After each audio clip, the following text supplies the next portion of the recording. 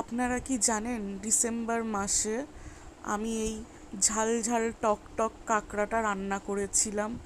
বাজার থেকে মা কিছু কাঁকড়া এনেছিল, তো ফার্স্টে আমি এগুলোকে ফ্রিজ করে নিয়েছিলাম। তারপরে গরম জলে কিছুক্ষণ ভিজিয়ে রেখেছিলাম, ভালোভাবে পরিষ্কারও করে নিয়েছিলাম। গরম জলে ভিজিয়ে রাখলে কি হয়, ভালোভাবে পরিষ্কার হয়ে যায়।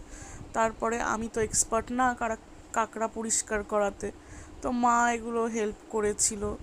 মা এগুলো দেখিয়ে বুঝিয়ে দিচ্ছিল যে এইভাবে এইভাবে কাঁকড়াটা পরিষ্কার করতে হয়, না তো রান্না করলে কিছুতেই ভালো লাগবে না। তো তারপরে আমি এটাতে নুন ভালোভাবে মাখিয়ে নিয়ে বেশ একটু ভালোভাবে ঝাঁকিয়ে নিয়ে জিনিসগুলোকে ভাজবো বলে তেল গরম করে নিয়েছিলাম। তারপরে কি তেলের মধ্যে আস্তে আস্তে করে এগুলো ছেড়ে বেশ কাঁকড়াগুলো হালকা ভেজে ভেজে নিয়েছিলাম। এগুলো ভেজে রান্না করলে আরও বেশি টেস্ট হয়। এখানে তো কাঁকড়াগুলো ভেজে নিয়েছিলাম, সাথে একটু বাগদা চিংড়িও নিয়ে নিয়েছিলাম।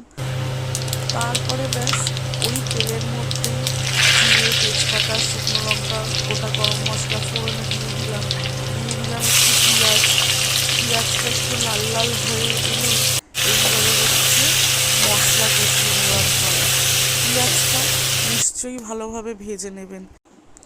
মশলা আমি আলাদা একটু বেটেও নিয়েছিলাম, সর্ষে, পোস্ত, রসুন এইগুলো বেটে একটু শুকনো লঙ্কার গুঁড়ো, হলুদ এগুলো ভালোভাবে নিয়ে তারপরে মশলা কষে নিয়ে কাঁকড়াগুলো দিয়ে জল দিয়ে কষে নিয়েছিলাম।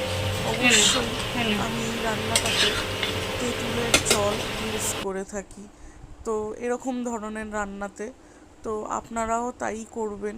একটু এরকম ধরনের রান্না করলে একটু তেঁতুলের বা টক জল একটু এইভাবে দেবেন, বেশ ভালো লাগবে। আর কাঁকড়া বলে কথা, উপর থেকে লাস্টে একটু গরম মশলা, চিনি, চেরা কাঁচা লঙ্কা ছড়িয়ে দিলে স্মেলটা যা অসাধারণ আসে। গরম গরম ভাতের সাথে এরকম কাঁকড়ার ঝোল শীতকালে অসাধারণ লেগেছিল। আপনারা ট্রাই করবেন নিশ্চয়ই।